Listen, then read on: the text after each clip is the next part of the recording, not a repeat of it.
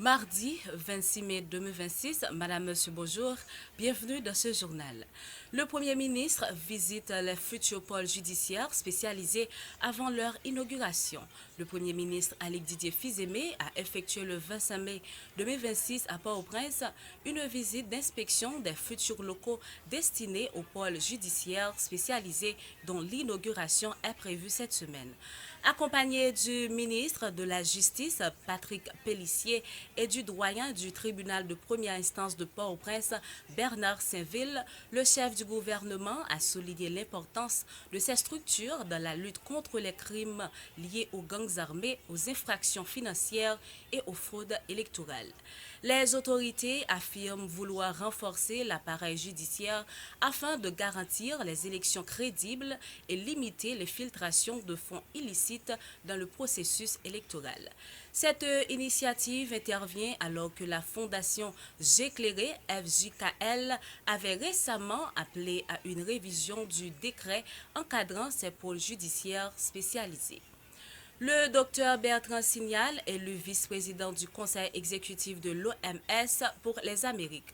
Le ministre haïtien de la Santé publique, docteur Bertrand Signal, a été élu vice-président du conseil exécutif de l'Organisation mondiale de la santé, OMS, pour la région des Amériques lors de la 79e Assemblée mondiale de la santé à Genève. Chef de la délégation haïtienne, le docteur Signal a salué cette élection qu'il considère comme une reconnaissance du rôle d'Haïti dans les discussions internationales sur la santé publique. Le ministre affirme vouloir promouvoir une OMS plus réactive et davantage attentive aux réalités des pays vulnérables, notamment face aux urgences sanitaires et humanitaires. Déjà membre du conseil exécutif depuis l'année précédente, le docteur Bertrand Sinal accède ainsi à un niveau de responsabilité plus élevé au sein de la gouvernance sanitaire mondiale.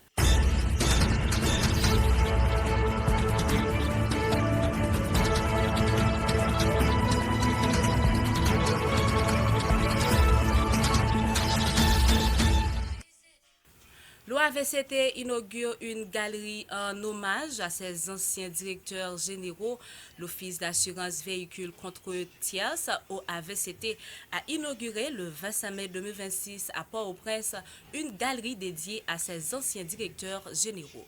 L'initiative a été lancée sous l'impulsion du directeur général Maître Jocelyn Pierre dans le but de rendre hommage aux anciens responsables avant contribuer au développement de l'institution. Selon l'OAVCT, cette galerie vise à préserver la mémoire administrative de l'organisme et à promouvoir une culture de continuité au sein du service public. La cérémonie s'est tenue en marge d'un conseil des directeurs consacré au renforcement de la coordination interne et de l'efficacité institutionnelle.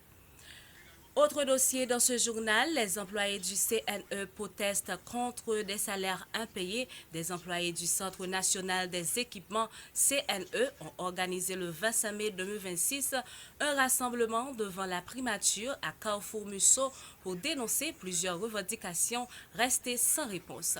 Réunis au sein du syndicat des employés du CNE, SECNE, les protestataires réclament notamment le paiement de plusieurs mois d'arriérés de salaire. Certains affirment attendre jusqu'à 14 mois de rémunération. Les employés demandent également l'application d'un décret signé en mai 2025 concernant la nomination officielle de plusieurs travailleurs. Les manifestants ont aussi critiqué la gestion des équipements autrefois attribués au CNE, dissous en 2024, estimant qu'une partie du matériel reste inutilisée malgré les besoins dans plusieurs régions du pays. Le mouvement appelle le Premier ministre Alec Didier Fils-Aimé à intervenir rapidement afin de trouver une solution à la crise. Dossier santé, la DSO lance une campagne de vaccination contre la diphtérie dans l'Ouest. La direction sanitaire de l'Ouest, DSO, a lancé le 25 mai 2026 une campagne de vaccination contre la diphtérie dans plusieurs communes du département de l'Ouest. Cette opération prévue jusqu'au 29 mai cible les enfants âgés de 6 à 15 ans dans les zones comme Port-au-Prince, Delma, Carrefour, Tabar, Pétionville, Croix-des-Bouquets, Petit-Goâve et Gantier.